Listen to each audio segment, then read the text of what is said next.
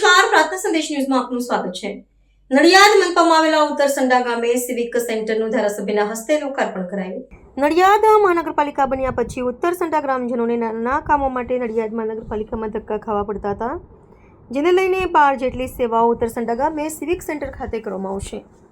જન્મ મરણના દાખલા તેમજ આયુષ્માન કાર્ડ, આધાર કાર્ડ તેમજ અન્ય સેવાઓ ઉત્તરસંડા ગામે સિવિક સેન્ટર ગ્રામજનોને સહેલાઈથી મળી રહેશે। નડિયાદમાં કોર્પોરેશન થયા પછી ઉત્તરસંડામાં 6.5 કરોડના રોડ અને 65 લાખના સીસી રોડ તેમજ અન્ય પણ વિકાસને લઈને ધારાસભ્ય નડિયાદ પંકજભાઈ દ્વારા કરવામાં આવ્યા છે। રિપોર્ટર પ્રતિક ભટ્ટ, નડિયાદ। ઈશી જગદીશભાઈ પટેલ, પૂર્વ સરપંચ, ઉત્તરસંડા ગ્રામ પંચાયત। આજે ઉત્તરસંડા ગામે સિવિક સેન્ટરનું શુભારંભ શું કહેશો?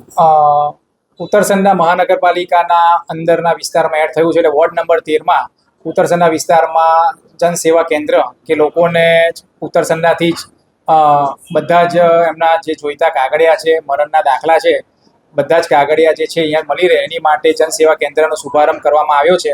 સાથે સાથે જણાવતા આનંદ થાય છે કે 6.5 કરોડ રૂપિયાના સીસી રોડ અને પેવર બ્લોક એમ કરી 6.5 કરોડ રૂપિયા ઉત્તરસંડા ખાતે ફાળવવામાં આવ્યા છે।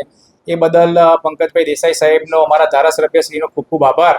અને 34 લાખ રૂપિયાની સ્ટ્રીટ લાઇટ એનો પણ 34 લાખ રૂપિયા ફાળવ્યા છે, એ બદલ એમનો પંકજભાઈ દેસાઈનો તથા સરકારશ્રીનો ખૂબ ખૂબ આભાર માનું। પ્રાર્થના સંદેશ ન્યૂઝની તમામ લેટેસ્ટ અપડેટ્સ માટે ચેનલને હમણાં જ લાઈક, શેર અને સબસ્ક્રાઇબ કરો।